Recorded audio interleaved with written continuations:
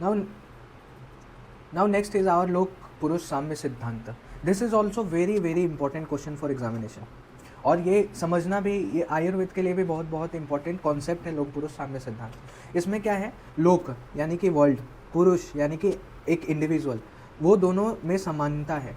मतलब कहने का ये है कि जो पुरुष है वो एक स्मॉल मॉडल है पूरे यूनिवर्स का. पूरे यूनिवर्स का एक स्मॉल मॉडल है एक इंडिविजुअल. फॉर एग्जाम्पल जैसे देखते हैं हम लोग आगे बहुत सारे एग्जाम्पल्स देखने वाले हैं. पहले ये श्लोक जो कि बहुत ही इंपॉर्टेंट है, ये सभी को याद करना चाहिए. यावंत ही लोके मूर्तिमंतो भाव विशेषः तावंत पुरुषे, यावंत पुरुषे तावंत लोके. यानी कि जितने भी भाव विशेष, जितने भी चीज़ इस संसार में प्रेजेंट है, वो सारे के सारे चीज़ जो है वो एक इंडिविजुअल में प्रेजेंट होता है. और जितना भी भाव विशेष यानी कि जो भी चीज़ है, स्ट्रक्चर्स प्रेजेंट है एक इंडिविजुअल में, वो पूरे संसार में प्रेजेंट है. ये कहने का मतलब यही था कि an individual is an epitome of the universe. Individual is an very small model of the universe. Universe is a very big model of an individual. ऐसा हम लोग समझ सकते हैं. फॉर एग्जाम्पल देखते हैं, लाइक पृथ्वी. हमने देखा था 5 महाभूत, उसमें से पृथ्वी. तो पृथ्वी मतलब क्या, हार्ड. पृथ्वी जब हम लोग बोलते हैं तो हार्डनेस हमें समझ में आता है. तो जैसे फॉर एग्जांपल हमारा मूर्ति यानी कि हमारा बॉडी स्ट्रक्चर, हमारे स्केलेटन, हमारा अस्थि धातु, हमारा बोन, वो पृथ्वी में आ जाएगा. बाहर है संसार में क्या है, जल महाभूत है. तो हमारे बॉडी में क्या है, मॉइस्चर है, क्लेद है. बाहर क्या है, अग्नि महाभूत है. तो हमारे बॉडी में क्या है, हीट है, अभिसंताप है. बाहर क्या है, वायु है. हमारे वी आर ऑल्सो डूइंग प्राणा. बाहर क्या है, वायु है. तो हमारे शरीर में क्या है, ब्रीदिंग चल रही है, प्राण है, जिसके कारण हम जिंदा हैं. अगर ब्रीदिंग रुक जाएगी तो वी विल बी डेड. बाहर क्या है, आकाश है. आकाश मीन्स कैविटी. हमारे बॉडी के अंदर भी बहुत सारे बॉडी कैविटीज़ होते हैं, पोरस पार्ट्स होते हैं. फिर जैसे हम लोग बोलते हैं ब्रह्मा, तो हमारे ब्रह्मा को हम लोग बोलते हैं कि वो सबसे सुपर इंटेलिजेंट हैं. तो उसी तरह हमारे अंदर है आत्मा, जो कि वो भी सुपर इंटेलिजेंट है, वो भी सब कुछ याद रखता है, द इंटरनल सोल. फिर जैसे ब्रह्मा विभूति, उसी तरह आत्मा विभूति. जैसे प्रजापति हम लोग बोलते हैं, तो मन, हमारे अंदर मन है. इंद्र भगवान है, इंद्र जैसे हम लोग बोलते हैं इंद्र. तो ईगो हम लोग उससे कंपेयर करते हैं, अपनी ईगो से कंपेयर कर, अपने हमारे जो ह्यूमन बीइंग का जो फीलिंग होता है, जो ईगो होता है, उससे कंपेयर करते हैं. आदित्य यानी कि सन, तो accumulation. Rudra anger, Soma pleasure, Vasu happiness. अश्विनीज, जो अश्विनीज को हम लोग देवों के वैद्य बोलते हैं, तो वो कॉम्प्लेक्शन से, हम लोग कांति से. फिर मरुत, तो एंथुजियाज्म. तो ऐसे जैसे हमने पढ़ा तमगुण में मोह आ जाता है, डिल्यूजन, इग्नोरेंस. फिर उसी तरह जैसे सृष्टि है, तो पूरा का पूरा जैसे गर्भधान जो कि सृष्टि है. अब सृष्टि में क्या है, फॉर्मेशन हो रहा है. तो गर्भ यानी कि जो लेडी प्रेग्नेंट होती है, वो भी उसके अंदर भी एक इंडिविजुअल डेवलप करते रहता है. जैसे हम लोग बोलते हैं कृत युग, तो चाइल्डहुड से कंपेयर करते हैं. त्रेता युग, उसको यूथ से कंपेयर करते हैं, जो हमारा ये. फिर जैसे द्वापर युग है, उसको हम लोग मिडिल एज से कंपेयर करते हैं. कलयुग है, उसको हम लोग ओल्ड एज से कंपेयर करते हैं, जिसमें अब ओल्ड एज में बहुत सारी बीमारी होती है. तो कलयुग में भी बहुत सारे अधर्म है, भ्रष्टाचार है. एग्जाम्पल जैसे युगांत है, तो युगांत है तो डेथ से कंपेयर करते हैं. तो ऐसे हम लोग लोक पुरुष साम्य सिद्धांत को अप्लाई कर सकते हैं, और इसको ट्रीटमेंट में भी हम लोग अप्लाई कर सकते हैं, आयुर्वेदिक ट्रीटमेंट में. नेक्स्ट हम लोग थोड़ा सा ब्रीफ एक्सप्लेनेशन देखते हैं. दोष, धातु, मल और अग्नि, ये भी क्वेश्चन पूछा जाता है, बहुत ही इंपॉर्टेंट क्वेश्चन है. जैसे दोष क्या होता है, जैसे हमने देखा कि जो भी ऐसा सब्सटेंस जो कि दूषित हो जाता है, किसी भी कारण से किसी भी कॉज से दूषित हो जाता है और दूसरों को दूषित कर देता है. जैसे धातु हो गए. अब हमारे में 7 धातु होते हैं, रस, रक्त, मांस, मेद, अस्थि, मज्जा, शुक्र. ये 7 तरह के धातु होते हैं. मल में भी 3 मल होते हैं, पुरीश होता है, मूत्र होता है, स्वेद होता है, ये 3 स्थूल मल होता है. तो ऐसा ये उनको दूषित कर देता है, तो इसलिए उसको, और डिजीज प्रोड्यूस करता है, इसलिए इसको दोष कहते हैं. अब ये 3 होते हैं, वात, पित्त और कफ, जो कि फंक्शनल और स्ट्रक्चरल यूनिट होते हैं और बॉडी को प्रोटेक्ट करते हैं जब ये प्राकृत अवस्था में होंगे, होमोजीनियस स्टेट में होंगे. उसी तरह हम लोग देखते हैं धातु. उसी तरह हम लोग देखते हैं दूसरा धातु। धातु में हम लोग क्या देखते हैं, जो हमारे बॉडी को नॉरिश करता है, हमारे बॉडी को सपोर्ट करता है, हमारे बॉडी को बॉडी में ग्रोथ कराता है, उसको हम लोग धातु कहते हैं, जो हमारे बॉडी को मेंटेन करके रखता है। तो जैसे 7 धातु मैंने बोला, 7 धातु जो कि सपोर्ट और करते हैं, मेंटेन करते हैं। सप्त धातु कौन कौन से हैं? रस, रक्त, मांस, मेद, अस्थि, मज्जा, शुक्र, ये हमारे 7 टाइप ऑफ धातु हो गए। फिर नेक्स्ट है मल। मल जैसे जो बॉडी को पॉल्यूट करता है उसको हम लोग मल कहते हैं, मतलब जो बॉडी को दूषित करता है। और वेस्ट प्रोडक्ट, इसको बाहर मतलब निकालना बहुत इंपॉर्टेंट होता है। बेसिकली नॉर्मल स्टेट में क्या होता है, जो शुक्र धातु जैसे रस, रक्त, मांस, मेद ऐसे करके जो लास्ट वाला धातु होता है वो सबसे बलवान होता है, शुक्र धातु, क्योंकि ये लास्ट में बन रहा है तो सारे सबके न्यूट्रिएंट लेके बन रहा है ये। तो जो शुक्र धातु जिसको हम लोग सीमेन से कंपेयर करते हैं, कोरिलेट करते हैं, तो ये अगर अच्छा रहेगा बॉडी में, अगर ये अच्छा रहेगा, ये अच्छे से बनेगा तो हम हेल्दी रहेंगे, हमारा जो बॉडी बिल्ड रहेगा वो अच्छा रहेगा, स्ट्रॉन्ग रहेगा। अगर यही कम रहेगा तो हम लोग बीमार पड़ने के ज़्यादा चांसेस रहते हैं। लेकिन कुछ केसेस होते हैं जैसे राजयक्ष्मा, ट्यूबरक्लोसिस, उदर रोग हो गया, अतिसार हो गया। इसमें क्या होता है कि mala also plays very important role in providing strength. राजयक्ष्मा यानी कि टीबी के जो पेशेंट होते हैं उनमें सभी 7 धातुओं का क्षय हो गया है, मतलब वो नहीं अच्छे से बन रहे हैं, उनका प्रोडक्शन अच्छे से नहीं हो रहा है। तो इसका जो बॉडी स्ट्रेंथ होता है वो पूरा का पूरा जो मल होता है इसका, यानी कि जो वेस्ट प्रोडक्ट होता है उस पर डिपेंड करता है। तो यहाँ पे मल भी बहुत ही इंपॉर्टेंट कॉन्सेप्ट होता है। अब मल 2 तरह का होता है, जैसे एक स्थूल मल होता है, एक सूक्ष्म मल। सब्टल मतलब सूक्ष्म, ग्रॉस मतलब स्थूल। तो ग्रॉस मल जैसे मूत्र हो गया, पुरीश हो गया, मूत्र में जो मूत्र, पुरीश में फीसेस, और स्वेद में जो भी हम लोग स्वेट होता है वो आ गया। और सूक्ष्म में हमने जैसे खमल हो गया, जैसे ईयर का वेस्ट प्रोडक्ट हो गया, आइज़ का वेस्ट प्रोडक्ट हो गया। प्रजनन मल हो गया, जैसे ब्रेस्ट में जो ब्रेस्ट का वेस्ट प्रोडक्ट होता है। बाकी वो सब जो है वो सूक्ष्म मल में आ जाएगा।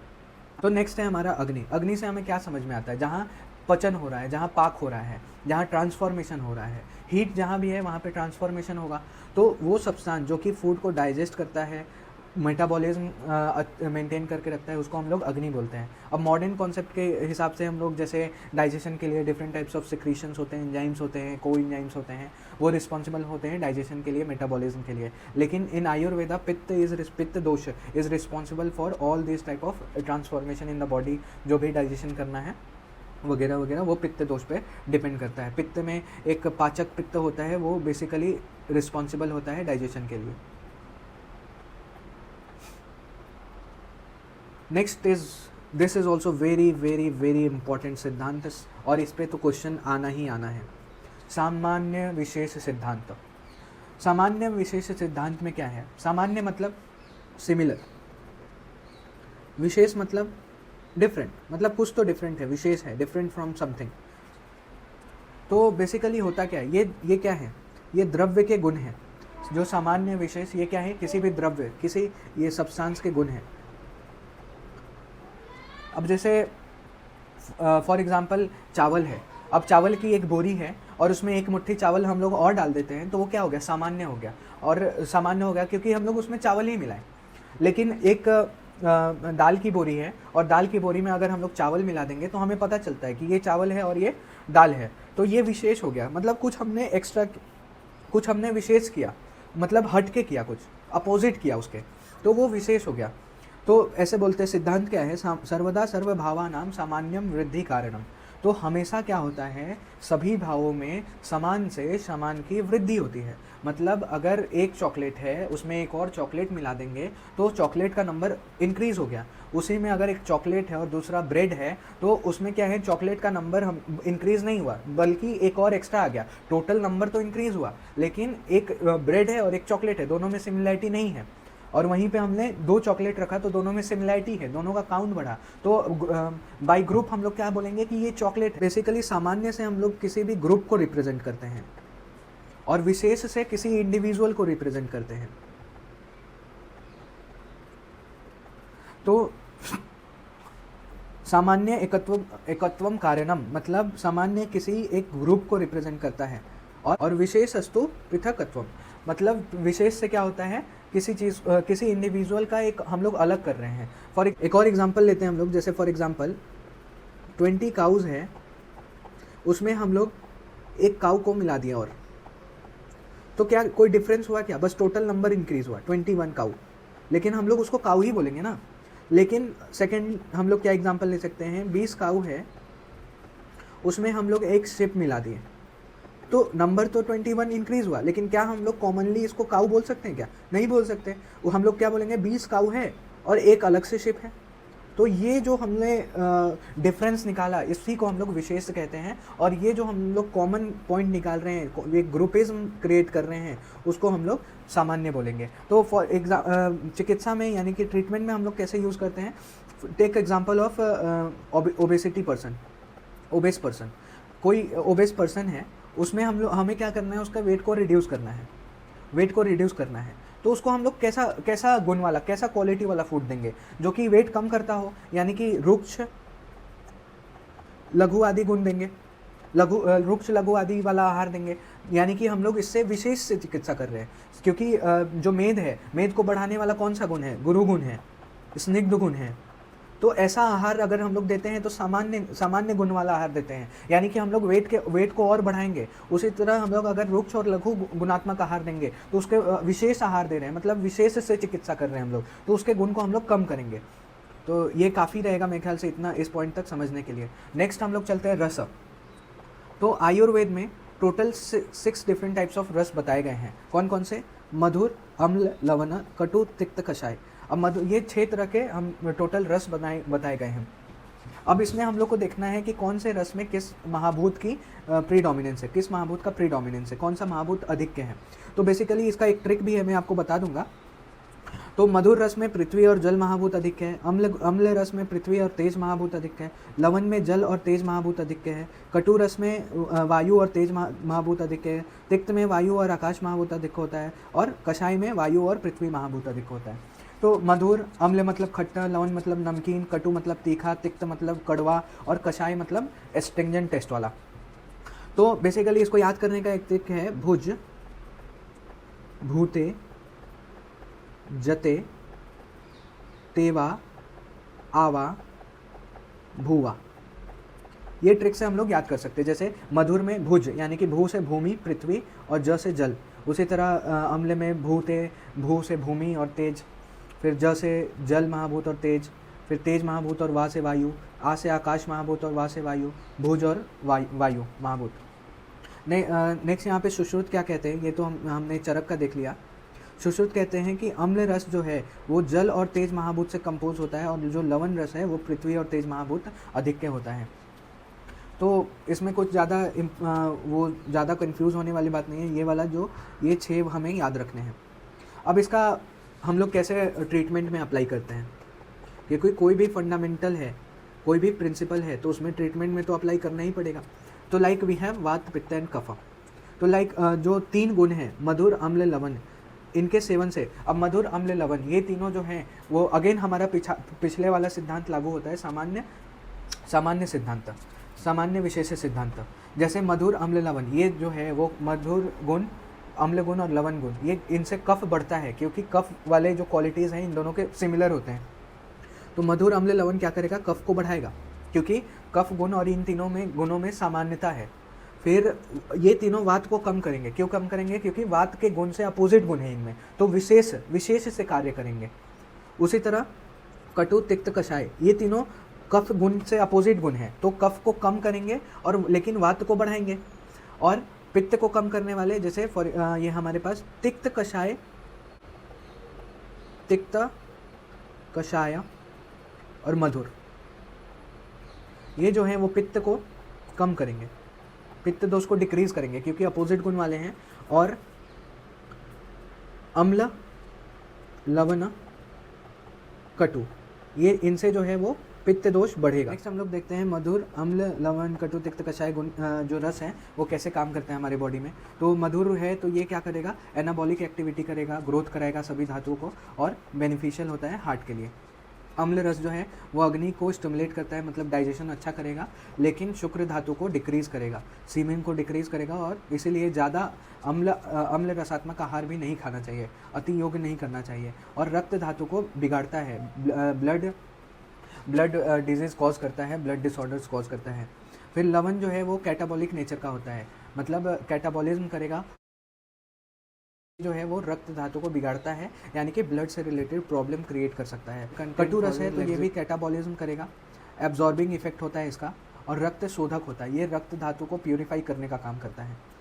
तिक्त का भी कैटाबॉलिक नेचर का होता है, ये भी एब्जॉर्बिंग इफेक्ट होता है, डिप्लीट्स द मेद धातु, वसा, मज्जा और लसिका। मतलब जो तिक्त रस होता है वो क्या करता है, मेद धातु यानी कि जो फैट सेल्स हैं उनको कम करता है, और वसा, जितने भी वसा, मज्जा, जो स्निग्ध है, मॉइस्चर है बॉडी से, मॉइस्चर कम करेगा, तो वेट लॉस बेसिकली करेगा। ये कषाय है तो ये भी कैटाबॉलिक नेचर का होता है और एब्जॉर्बिंग इफेक्ट बढ़ा देता है, मतलब वो जो फूड है उसको एब्जॉर्ब करने में ज़्यादा हेल्प करता है। मल में, ये तो हमने देखा धातु में क्या करता था, अब हम लोग देखते हैं मल में क्या इफेक्ट डालता है। तो जैसे मधुर, अम्ल, लवण, ये क्या करते हैं, लैक्सेटिव इफेक्ट शो करते हैं, डाईयूरेटिक होते हैं और कार्मिनेटिव नेचर के होते हैं। उसी तरह जो कटु, तिक्त, कषाय हैं ये ऑपोजिट इफेक्ट शो करेगा। मतलब मधुर, अम्ल, लवण क्या करता था, लैक्सेटिव था, तो ये कॉन्स्टिपेटिव है, मतलब कॉन्स्टिपेशन क्रिएट करेगा। एंटी डायूरेटिक है और ऑब्स्ट्रक्शन कॉज करेगा फ्लैटस में, अपान वायु की विकृति कॉज करेगा। और जो कषाय रस होता है वो स्तंभन कार्य करता है, मतलब अगर किसी को डायरिया है तो उसको हम लोग कषाय रस दे सकते हैं, उससे क्या है, उसका डायरिया रुक जाएगा।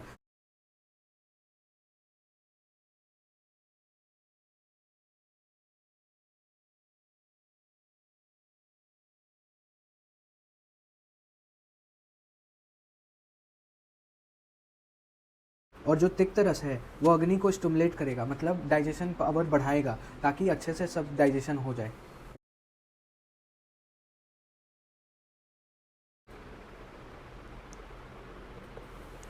नेक्स्ट अग्नि पे क्या एक्शन शो करते हैं वो देख लेते हैं।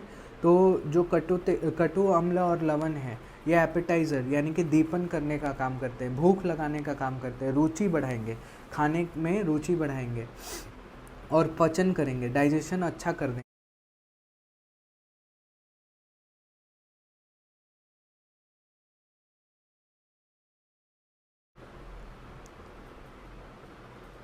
और बाकी जो बचे दो रस है, मधुर और कषाय रस है, ये अग्नि को बिगाड़ते हैं, मतलब डाइजेशन को बिगाड़ते हैं, डाइजेशन अच्छे से तरीके से नहीं होता है।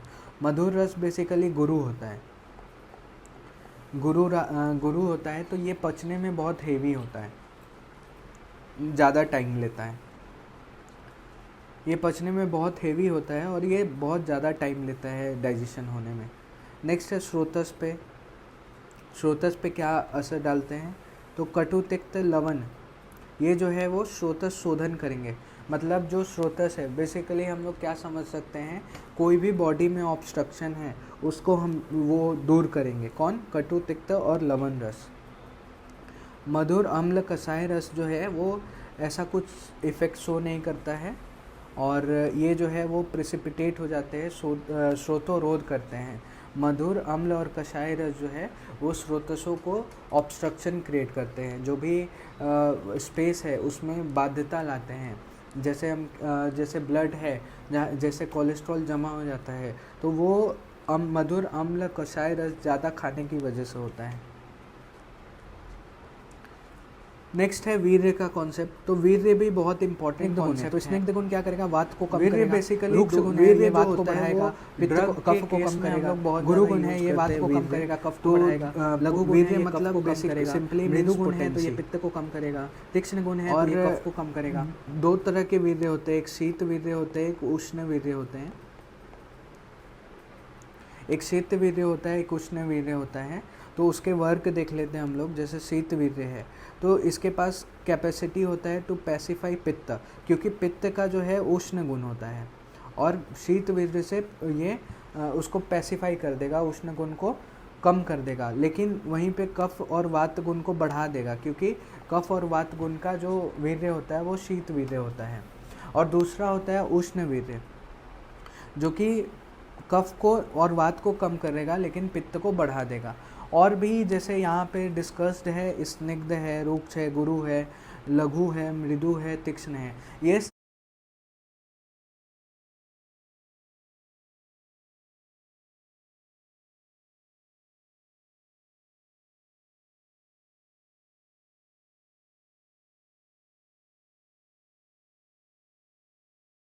गुरु है लेकिन मधुर विपाक हो सकता है इसका।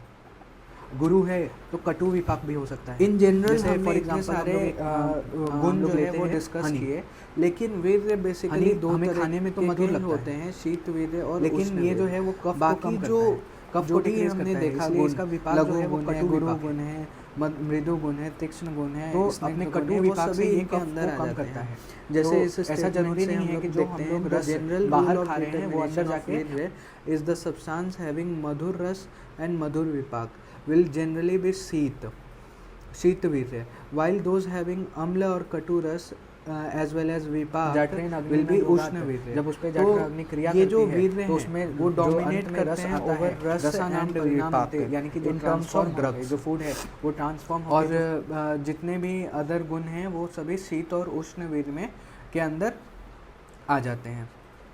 नेक्स्ट और लास्ट टॉपिक है हमारा विपाक। विपाक बेसिकली क्या होता है, तो अगर जो कोई भी हम लोग फूड खाते हैं उसका क्या होता है, डाइजेशन होता है, और डाइजेशन के बाद जो बचा, डाइजेशन के बाद जो रस बनता है, जो हमारे सार भाग बनता है जिससे बॉडी को न्यूट्रिशन जाता है,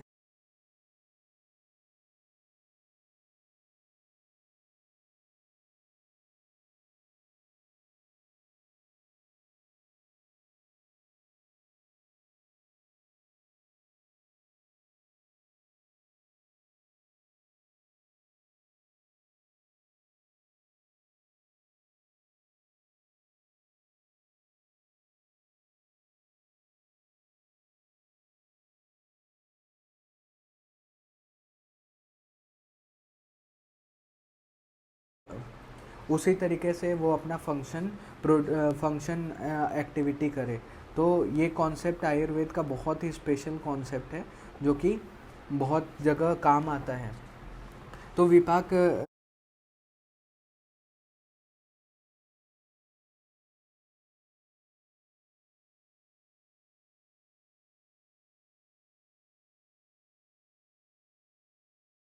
न्यूट्रिटिव फूड होता है,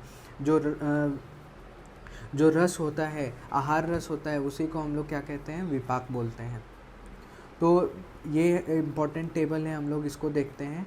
एक्शन ऑफ विपाक ऑन दोष, धातु और मल्ल। जैसे मधुर विपाक है तो वो कफ को बढ़ाएगा, लेकिन धातु में है सीमेन को बढ़ाएगा, यानी कि शुक्र धातु को बढ़ाएगा, और मल में लैक्सेटिव होता है, डाईयूरेटिक होता है। डाईयूरेटिक मतलब ज़्यादा मूत्र का ज़्यादा निर्माण होगा, टॉयलेट ज़्यादा लगेगा। अम्ल है तो वो पित्त को बढ़ाएगा।